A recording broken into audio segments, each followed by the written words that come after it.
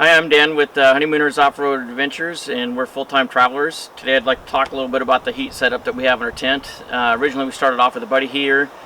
The issues we had with that was, of course, being inside of a small tent, the fumes. It also would leave streaks on the tent, or stains, and loss of condensation. So we moved on to the diesel heater, which we've been running for about 4 years now. Works great. It runs that warm, dry air through there. It has a thermostat, so it can regulate the temperature. We can set times on it to click on and off, or just stay on for a certain duration. So the one that we got today, which I'll put in the links, I have an Amazon affiliate link I'll put down below in the description. It's the Velour. It comes out of Germany. It's about 150 bucks right in there, depending on when you buy it. So what I'm going to install is I'm going to install it in this $16 Craftsman toolbox, basically. So right there is the diesel heater itself with the fuel pump. I'm still working on install on it. So I drilled some holes on each side to fit in. I've got holes on the bottom for the exhaust and the fuel and the breather valve on it. And then, like I said, as far as putting these clean outs on, you can already see I got one starting to go right there. The other thing too is that it does come with some pretty rigid flex duct, which works great if you're like installing this in a van or teardrop trailer or something like that. However, what I've used is this hose line here, which I also bought out of Amazon. I'll leave the link down below for you in the description on that. It'll be another Amazon affiliate link on there. This is actually works awesome because our setup is actually mounted outside of the tent, and then I just feed this up into there after the tent's set up, and it runs great. Alright, so I'm going to finish getting back installed in here, and I'll give you updates along the way with a little bit more close-ups.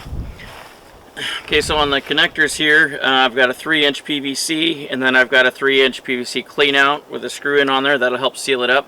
And then before I slide this onto the diesel heater exhaust there, as far as the air exhaust, I do put a bead of silicone on that.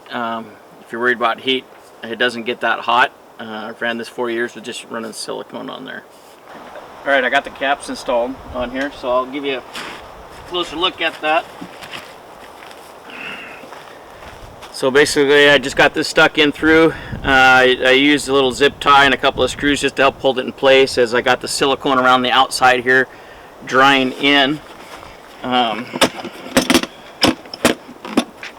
then as you can see, I just slid it right over. There's that silicone bead around that there. And then on the bottom, because there was no directions with this, one of the things I found out is that which one's the exhaust and which one's the fresh air intake on it for the burner element. After doing a little research, I found out that where the fuel goes in, the one that's closest to the fuel, that's where your air is at. Okay, so we've got this all installed into here. I've got it mounted down onto the bracket. If you can kind of want to bring the camera over and kind of look underneath, you can see there I've got the fresh air on the far side hooked up, and then I've got the exhaust hooked up closer to this side, which then comes out over here. One thing to be considerate about is your exhaust fumes, so they're not going into your vehicle or tent in our case.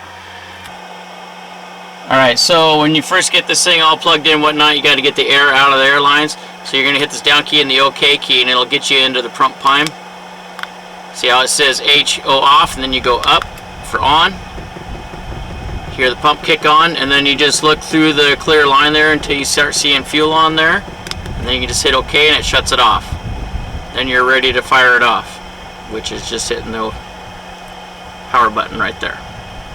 So it came with this remote also. It's got the on-off, minus or plus for the fan setting. So once it ramps up and gets hot, it'll ramp down to wherever you set it to. So like for instance, it's going to come on at about a little bit above medium speed initially until it gets to temperature in the unit, and then it'll cut down on the fan speed afterwards. Then is when I was talking about this little flex hose. See, I just got a slip joint that goes right in, and then I just slide this up into the tent like that and zipper down on it. and that's all to it. Of course, normally the thermostat's inside, but I have it out, and then you could just hit power and it'll kick on and run for you, and that'll blow it right up inside. So that's about all I got. If you got any more questions, just put them in the comments below and I'll get back to you as soon as possible.